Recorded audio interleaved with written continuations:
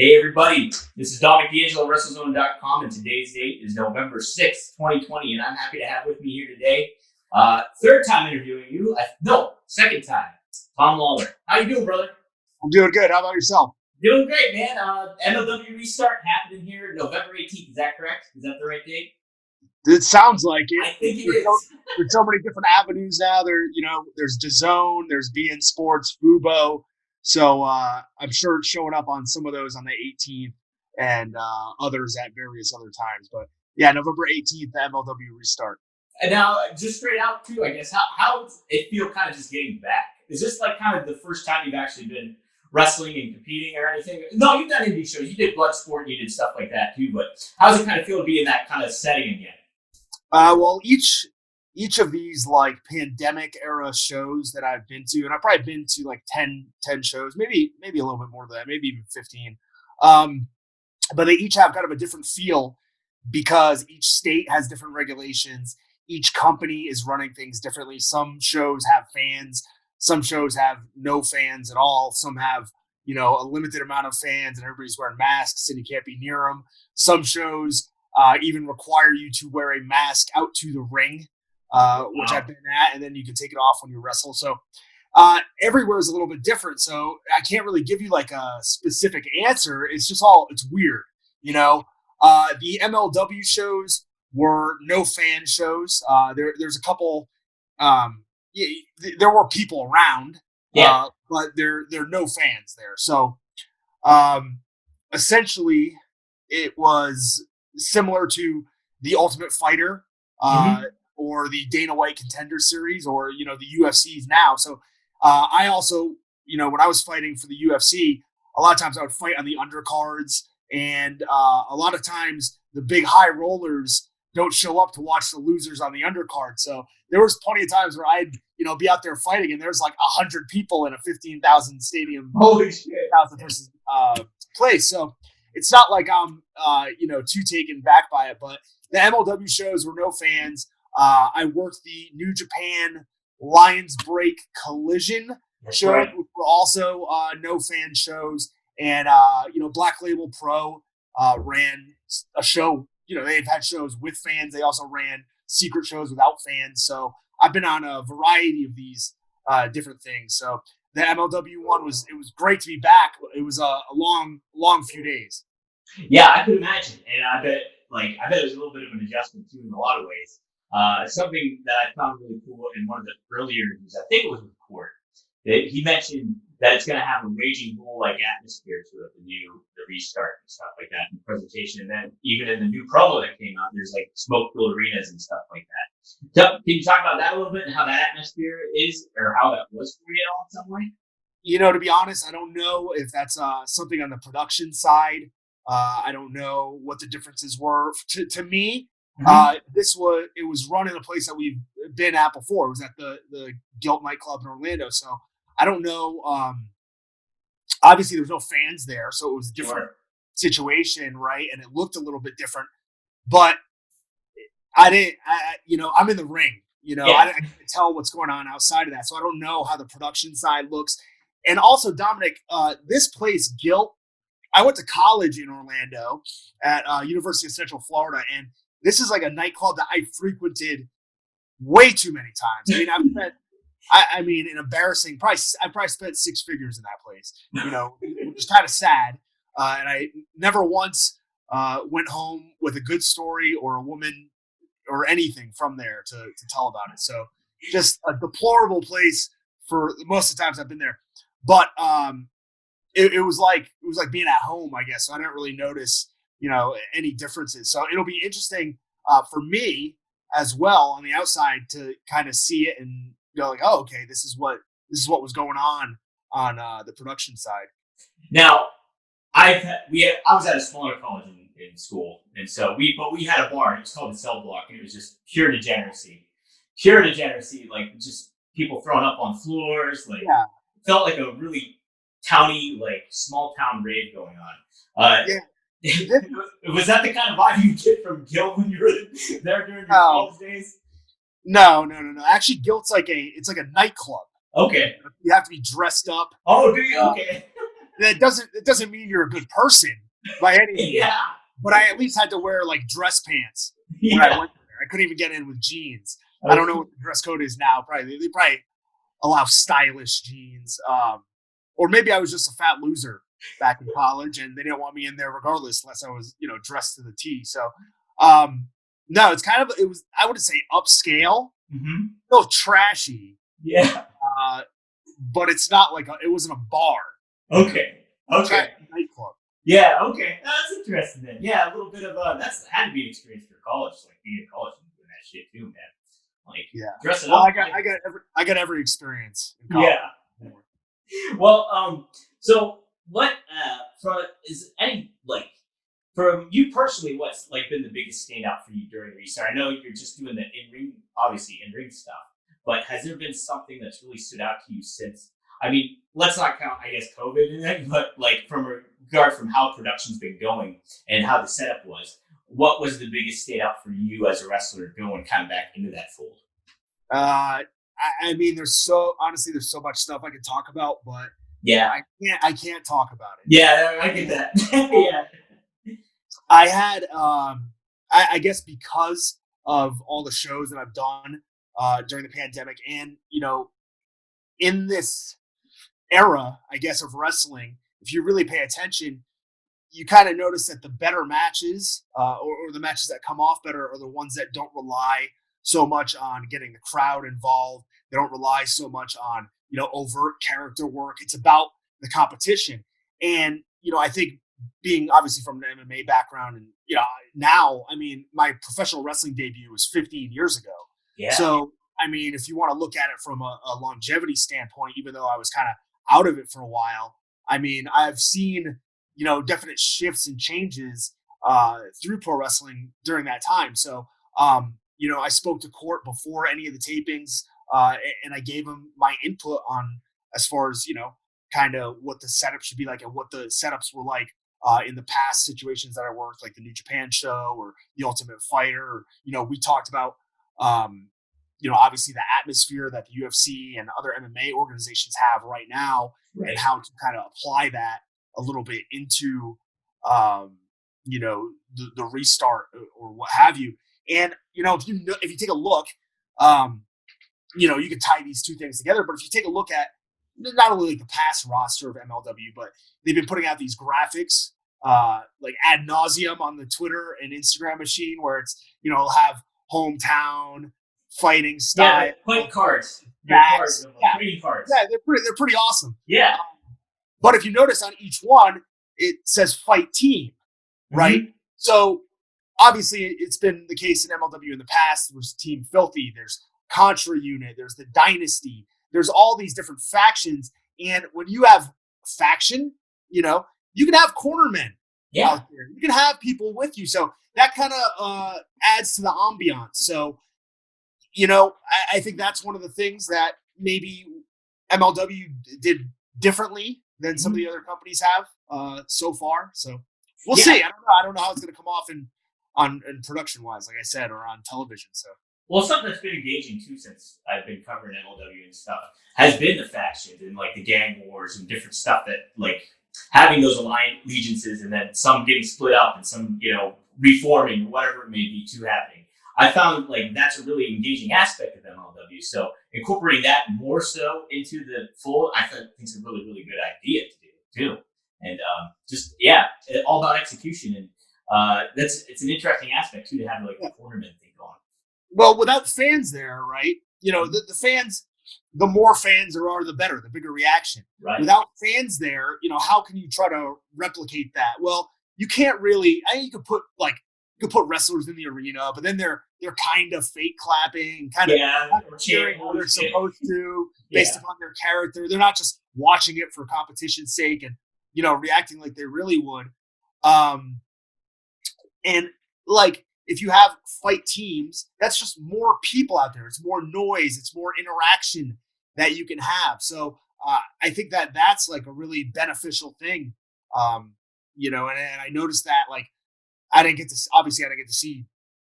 I don't even know how much of the wrestling I watched during the tapings. I mean, I watched a lot of it. Let me say that. But I'm sure there was something I didn't catch, but to me, it wasn't a situation in which like we've had like MLW's had shows at Guilt that I don't think were nearly as good as the stuff you're going to see in the restart, and that's without a crowd. So Yeah. really imagine if there had been some.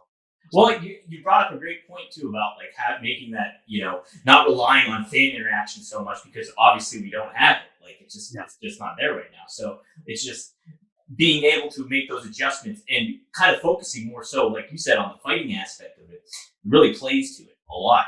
So I wanted to ask too, Team Filthy itself, like you guys got Kevin Koo in the mix now too, and talk about adding him to the mix and what the dynamic has been like, because I've really liked, even on the aspects of fusion, which we'll get to in a second, I wanted to talk about, but like what the dynamic between you and Greeny, but talk about incorporating Kevin Koo in the mix, who's been a tag team partner of Greeny before. Yeah, well, I mean, I can't really talk about Kevin Koo without talking about Dominik Irini, because Irini, I mean, he's the link between all of us. To be honest, he's the one. He's like the middle ground, the catalyst of the relationship. I've known Dominik for years. I've defeated him. He's beaten me. I've broken bones on the back of his head. But throughout all of it, we've been pretty tight. So the situation in which I know him, I go to independent shows. Not everybody's on the same show. So I knew Dom, as a solo competitor, I guess I would say. And then for the past few years, he's been teaming with Kevin Koo. And, I would run into Koo on some shows. And obviously, because we have a mutual friend, we'd hang out. But it really, over the past, I'd say 6 months, really since the pandemic kind of went down, and we found out that Kevin would be coming in, more. I had the opportunity to wrestle him at a Warrior Wrestling show in Chicago. Yeah. And I loved it. It was as a wrestler, it was what you kind of want in a match. It wasn't, nobody got hurt. We were able to do what we wanted to, and we had fun. So over the past, I don't know, I guess say a few months, I've gotten to know Kevin better, and in the process, gotten to know Dom better. Just as we all mature. So I have no bones about saying that I think the Team Filthy that you're going to see at the restart is the best version that we've had so far. The stuff that we did is, I've thought about it, and I'm almost positive that it's the best stuff that I've done in MLW. So and Dom and Kevin were both huge parts of that. Well, that's great too, and I think if it's any indication too, what you've done on Fusion with, not just Fusion too, but like the Filthy Mysteries, I thought was amazing, because I remember watching that shit as a kid and seeing Robert Stack and him like just creeping the shit out of me. Where are these people? What happened to them? I thought you played that role really well. Was that your kind of brainchild, or was that like a collaboration with Ford, or how'd that all come to be in that stuff? I did an interview earlier this week, and kind of the same thing came up. Yeah. And I got to be honest, man, I hate doing those things. Do you really? I hate it. Yeah. I don't know if it's just I'm just over it. Like I'm a wrestler. I want to wrestle. I like doing interviews. I like talking. But when that's your whole that's like your whole purpose, it's kind of, man, I don't know. It's not the same. It sucks, Yeah. And I'm kind of the kind of guy, like when I'm doing that Unsolved Mysteries thing, I want to have it perfect. Like I want to nail it exactly like he did it. And there's just no way that I can do it justice. So in my mind, I do it, and then I'm like, oh God, this is so cheesy. It's so it sucks. And I stress myself out over it. So I mean, I'll be honest. I hate doing those like Pulp Fusion. I mean, they're fun, but it's way too stressful for me. No, because it's way more stressful than it should be. I don't know why. I get it though, because like if I never have to do another promo and send it into my phone, I'd be okay. If the camera guy showed up here at my house and was like, "Hey, let's go right now," I could do it. But when I have to set the camera up, I have to like organize. Hey, tell my wife, "Hey, can you stand over here and do this?" And oh man, I didn't do it right. It's just way too much for me. Dude, you can get in your own But head. luckily, I nailed it all in one take every time. So. Yeah, no, obviously. It looks very evident, too, that you just nailed it seamlessly.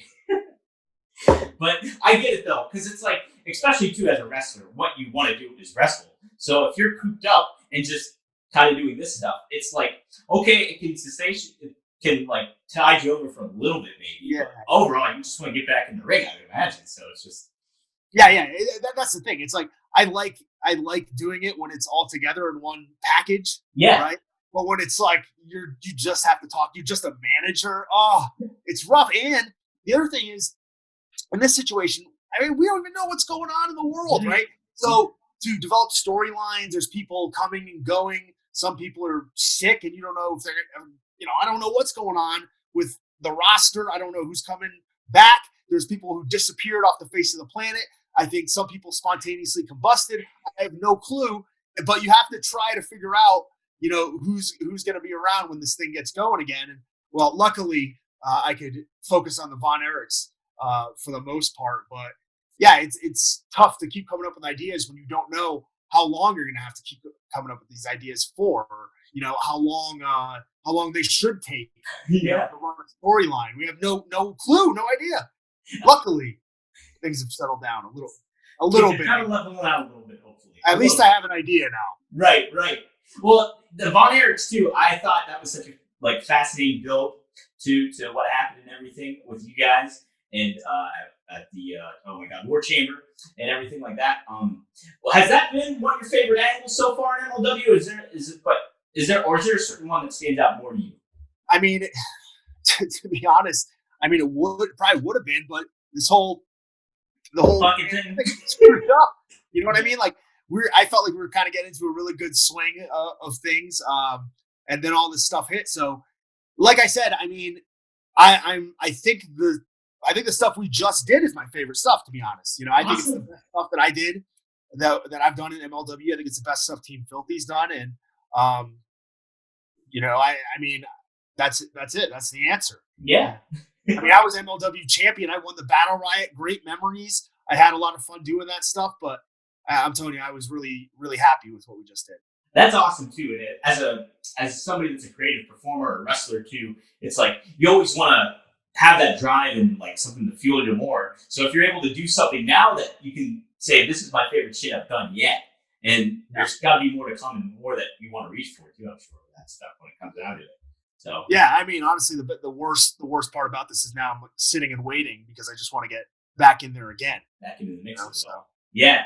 Well, I wanted to touch a little bit just on the MMA stuff in regard to what you've been wrestling for 15 years now, but what would you say has been like the toughest transition from the MMA world? I'm sure you get this question a lot, from the MMA world to the wrestling world. Was there a certain one that was just a big adjustment, or did you kind of find it more so like, all right, I dove into the pool of MMA and now I can really swim pretty decently well in wrestling? The biggest issue is just like the wrestling travel. You don't have that with MMA. I'm expecting to fight next year, starting in April for the PFL. I've been signed with them for over a year, and they delayed their whole season. So I should be fighting in April, which is 6 months out. Luckily, despite the fact that I haven't fought in a couple of years, that doesn't mean I haven't been in the gym the whole time. So I don't have to get back in shape for a training camp.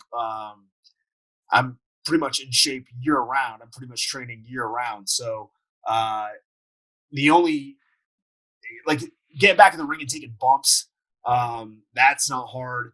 Doing some of the moves, that's not hard.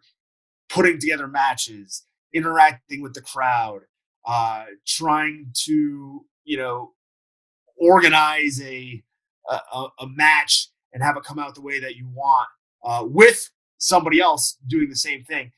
That stuff's hard. Yeah. Traveling on the weekends for 3 days, going to 2 different places, barely eating, barely drinking, sustaining on coffee pretty much, gas station food, that sort of thing. That's the kind of stuff that sucks. That's the stuff that you have to get used to. But everything else is cake. It's easy. That's the reward part about it. But yeah, all the travel, like people don't consider that is like and just me doing little stuff for press and media and stuff, like flying to places, like I do it in very small doses. You guys do it all the time, so it's fucking all that stuff has to just weigh on you after time. So yeah. Um, let's this is just gonna be a pretty random one, but do you not even MMA style, but what would you remember your first ever fight, just as a human being, like, and what went down? I had no idea. Like, Yeah, I'm sure I was real young. yeah. I know. You know when you kind of like the aspect of fighting, though. Yeah, I mean, I love like any sort of combat sport, any sort of kind of like one-on-one competition, which doesn't involve heavy weaponry, you know.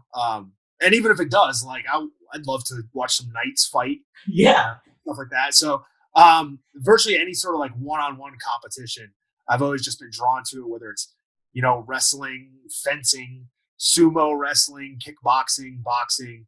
I love all of them. I love all the combat sports. So I don't know. I don't know. Like if you look at, I have a pretty big head. It's bigger than most people's. I think it's thicker than most people's. I have like a caveman eyebrow, so it's kind of like, am I predetermined to be living this lifestyle? You know what I mean? Mm-hmm. Hey, born for it. Yeah. Well, I mean, that's the thing too. Is like, when you get in that, I think it's just, and the competitive aspect, I'm sure, is such a huge part of it too. Going into it, with like just the fact of wanting to win and like all that stuff comes into play with that too. I can imagine, So. Yeah, I mean, there's so many factors that go into it. Wanting to win, there's obviously a lot of benefits that go along with winning, and sometimes those benefits outweigh the actual win. So all those factors play into it, and there's just something about like not being able to blame somebody else if you come up short. Yeah. And also on the flip side, being able to claim all of the glory. For the most part, when you win, there's just something about that kind of resonates with me as a person. So I don't know. I don't know what it is. Now, did you find too, going into MMA and being a wrestling fan on that, and like kind of incorporating that, and knowing like that personality is a big thing, and like you have a big personality too, so incorporating that into the MMA world, did you kind of find that, like, not only the hard work you put in, like in the octagon and all that stuff, but did you find having that aspect that, like, in your back pocket, was that beneficial to you in getting a leg up with other fighters in a lot of ways, as far as like getting star power, your name out there more so? Yeah, I mean, it wasn't like by accident.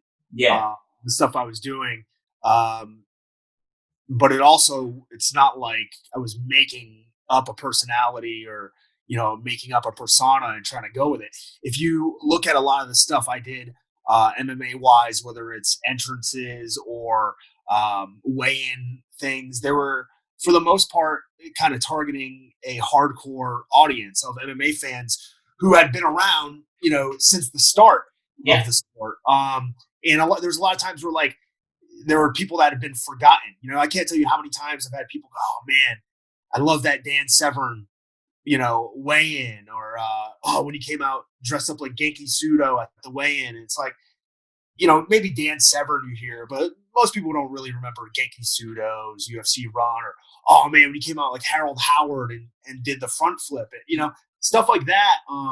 Those are all like kind of hardcore personalities. They're from a different era of the UFC, and a lot of the early MMA fans who were still fans at that time had kind of been, I guess, like disenfranchised with it a little bit because of all the fans that came in during the Ultimate Fighter era, right? And just knew Tito Ortiz and Chuck Liddell and those kind of people, and had forgotten, kind of where the sport had come from.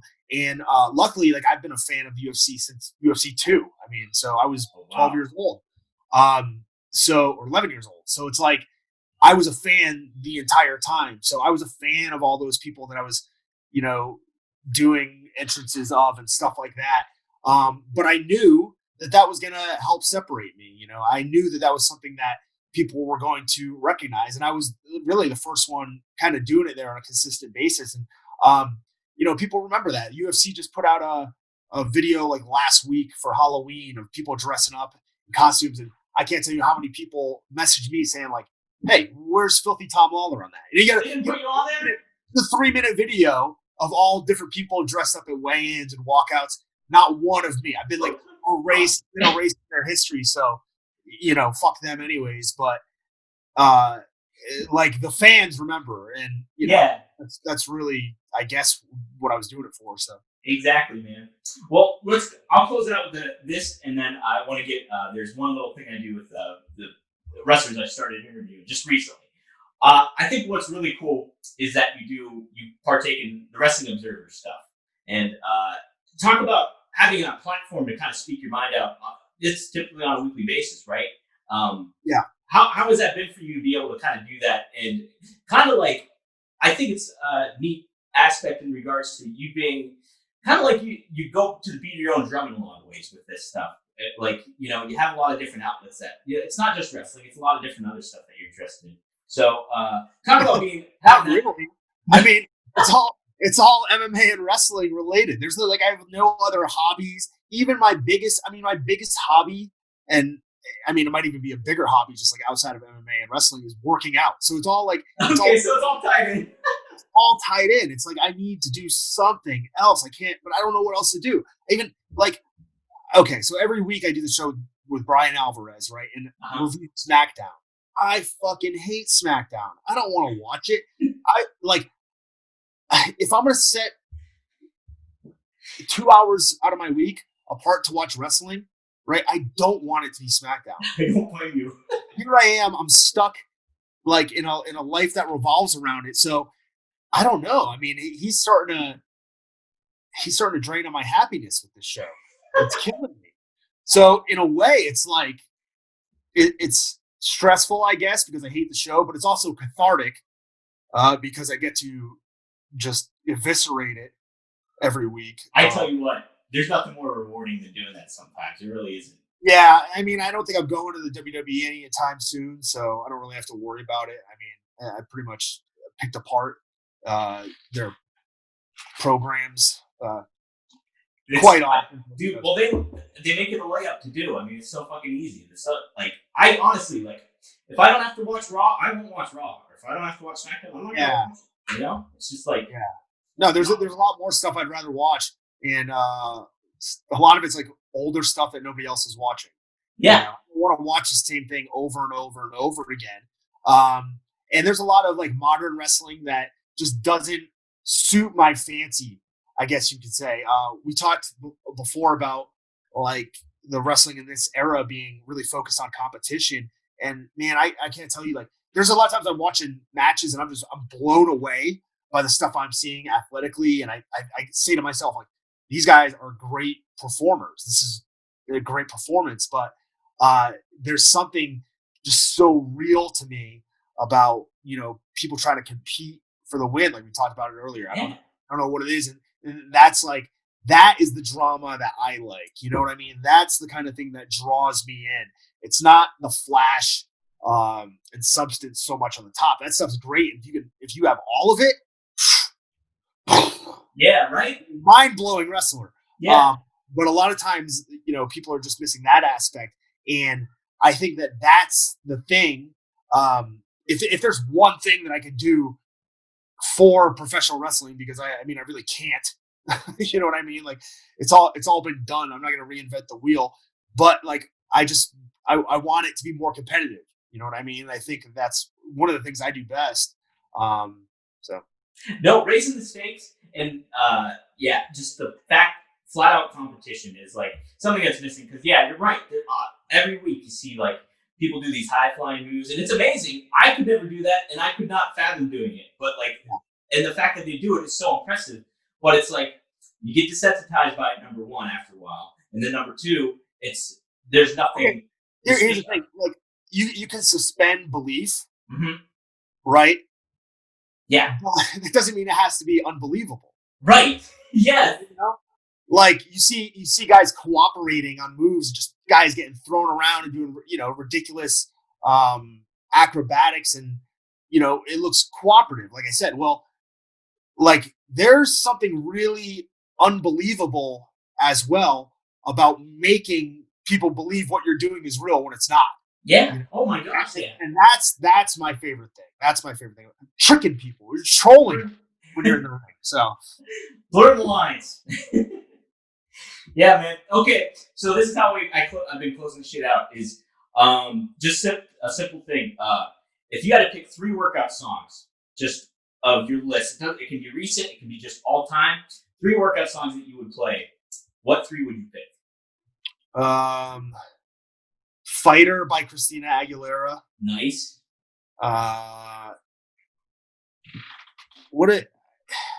The song from Mulan, I'll Make a Man Out of You. Oh yeah, that's a good one. Yeah. Let's get down to business. And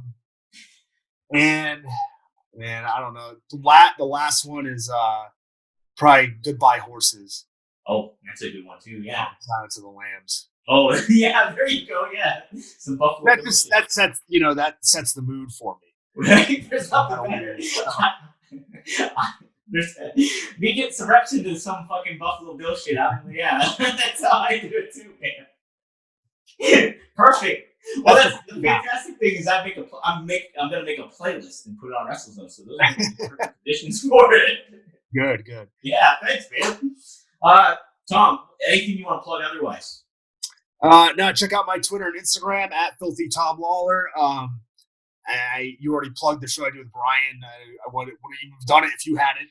And we did a ton of talking about the MLW Restart. So if you don't know that's coming up yet, use this as your final warning, right? Check it out. Fubo, DAZN, Be in Sports, probably on YouTube. I mean, there's going to be a million places to check it out. Like I said, I make no bones about it. I think it's the best stuff that you've seen out of me in MLW. So I'm looking forward to it, man. MLW week in and week out, it's been like, even before the pandemic hit, it was like consistent storytelling, stuff intertwined well, good characters, everything. So looking forward to how the restart's going to happen too, man. Yeah. So, all right, guys, thanks. This is Dominik D'Angelo, WrestleZone.com. Follow me on Twitter at Dominik D'Angelo. Follow WrestleZone on Twitter at WrestleZone.com. Go to WrestleZone.com for all your shit. So there you go. All right, Tom. Thanks, brother. All right, peace. All right. Good stuff, man. Yeah, I'll just keep you in the loop and let you know about anything. And, all right, cool, man. Appreciate it. Yeah, thanks for taking the time, dude. It's nice to chat with you again. Yeah, no, thank you. Hopefully everything's going good. All right, yeah, likewise, man. Be safe out there, all right? Take care. All right, later.